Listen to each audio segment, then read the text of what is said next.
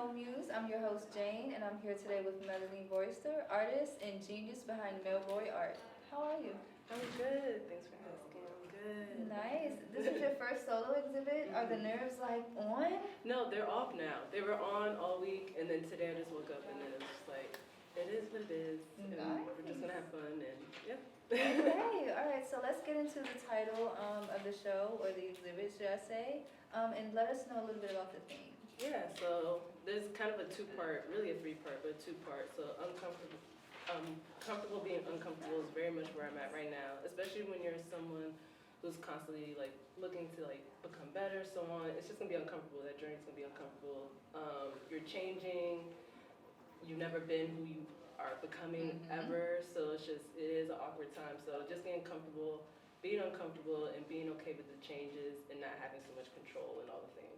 Nice. Definitely very much where I'm at. And then Black in Love, like honestly, I wouldn't be here in regards to self-love, like loving myself as a Black woman, the sisterhood and the community that I have, even the romantic love, and then just like how the Black community has really fed into my practice and how I've been able to be here in general. So that's the two parts, really. Okay, I like. All right. So in honor of Black History Month, let us know what Black History Month means to you, and do you feel a duty to create during this month, especially? Yes. So not necessarily create per se, but to celebrate. I think a lot of times we focus on the things that like might be more dreadful that bring us down, but there's so many beautiful other things that are Black history, like first time everything. Yes.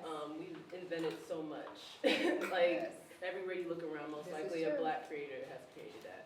And then as a Black artist, I know just as a woman, as a Black person, as whatever, I know I have a duty to kind of speak through my art for people that can't speak or really mark the times that we're in, even if it's not super obvious. You know, art historians and so on could pull the concepts and so on out of that. So I know it's just really important in that regard. Yes, ma'am. Okay, all right. And so, who are some of your your favorite Black artists? So they don't really have names, which is funny. My mom is Caribbean, so she's from Jamaica. So when I was little, whenever we would spend time down there, I'm used to seeing like the wood carvers and so on, like on the streets. I didn't know their names, but they definitely influenced me. And even growing up in the church, seeing the stained glass windows, I think that's why I outline. And there's always like pops of color with the Black outlining. So definitely, and then I grew up in PG County, so a lot of West African influence, even the church I went to. So even the patterns influenced me, the wood carvers, all the things that I just saw kind of growing up influenced my work. I definitely have like a lot of favorite artists, but there's like 50, so I can't think. I can imagine. But yeah. Okay. All right, so tell us a little bit about how you use your art to spread the word about mental health awareness. So when it comes to mental health, I mean, I pour into my art. Probably half of these paintings have my own tears and sweat in them itself. For art, for me, has always been a release, even before I started selling it. Even when I was little and I didn't speak much, it was my way of releasing. So same thing as an adult, but now also kind of creating in a way that other people could feel seen to as well, but also not losing sight of that, that authenticity with me. And so, yeah. All right, so this is probably a tricky question. You might have to take some time to think, or you may know already. If you could create something for a celebrity, who would it be and what type of piece would it be? Ooh, for a celebrity. And as someone with a background in interior design, I'm trying to think of a celebrity that has a really dope home. I don't know, probably like somebody like Rihanna or something. I feel like she might have, we're never going to see her home, we're never going to see her home, but I just feel like it's like, probably beautiful knowing that she's from Barbados too, which I visited a couple times.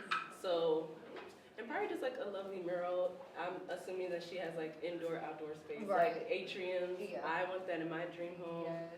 So yeah, probably any artist that's really like has that Caribbean flair, they're vibrant in their own fashion and themselves as an artist. Those were the, and then I would appreciate interior design. Yes. Because interior design definitely influences my work a little bit and vice versa. I like that. So they have to love design. So I feel like it'll probably be honest. I think that's important too, because essentially the art is going to go into a space and it needs to fit the vibe of the space. So that makes sense. All right, so this is the last question because people are rolling in, guys. The show's about to start. So this also might be a trick question, but if you had no artistic ability, you could cannot draw, you couldn't paint, none of the above. How do you think you would still use art to spread light in dark spaces? How I use art, I mean, I'll probably still be into the arts, like whether it's collecting or so on. I don't know, I guess I would be doing something else in the arts as well. But just highlighting artists that I enjoy, and probably collecting, I'll probably be collecting way more. Instead of investing in the business, I'll just be investing in other businesses. Thank you for watching MO Muse. I'm Jane. And I'm Melanie Royster. Make sure to check out her art and follow her on social media. Yes, the exhibit will be open from today, February 5th to March 7th.